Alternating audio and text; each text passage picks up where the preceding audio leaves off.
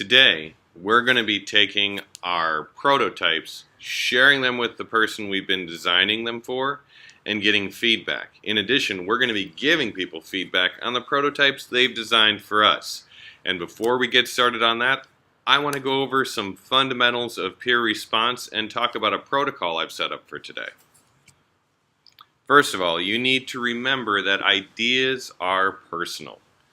As you talk to designers about their ideas and designs, remember that ideas really come from us. They're part of who we are. They come out of our brain and then they become reality. So when someone responds to our idea, it feels like they're responding to us. If someone designs something and builds a prototype, they've tried to do the best job they can, and we want to make sure we honor that work and energy. We also want to be able to give honest and useful feedback to help the designer create a better version of whatever they're working on.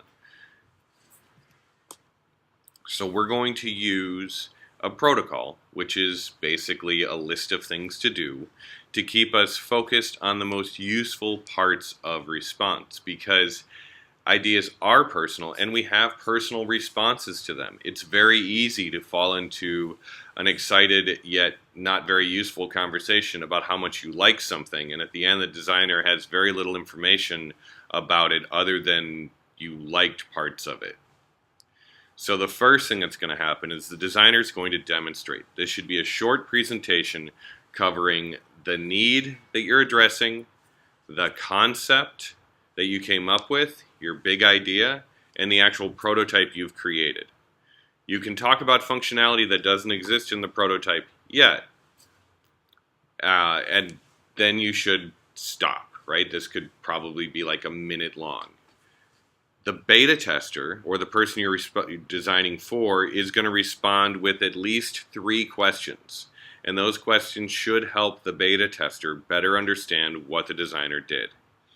And then I've got some sentence stems here. What appeals to me the most right now is that allows you to talk about what kind of visceral first or fundamental first reaction you had to what was going on and what they designed. What I don't see yet is that allows you to talk about things you'd like to see in the design, but it hasn't yet been mentioned or it's not in the prototype. Overall, I think this will or will not be a solution, and why. They're talking about a need you have. This is an opportunity to really express whether this solution is going to work for your need or not, and why you think that.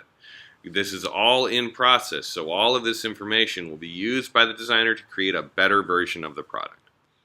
Finally, the designer is going to ask some questions, as each designer already has some things they've realized they don't yet know about their user. So each designer should be prepared to ask several questions, at least 3, and they could be things like, how tall are you? Or tell me about your protocol for getting up in the morning. And ask for any clarification on any needed points. So the beta tester gave you a bunch of responses. What more do you need to know about what they said? Once the designer gets that information, designer demonstrates, beta tester responds, designer gets more information. Thank each other for the time and attention. And then if you're working as a pair, switch roles and run through the protocol again. But don't rush it. Here are some pro tips for giving great feedback. Keep your response focused on how well the idea addresses the need. Take notes when you're getting feedback.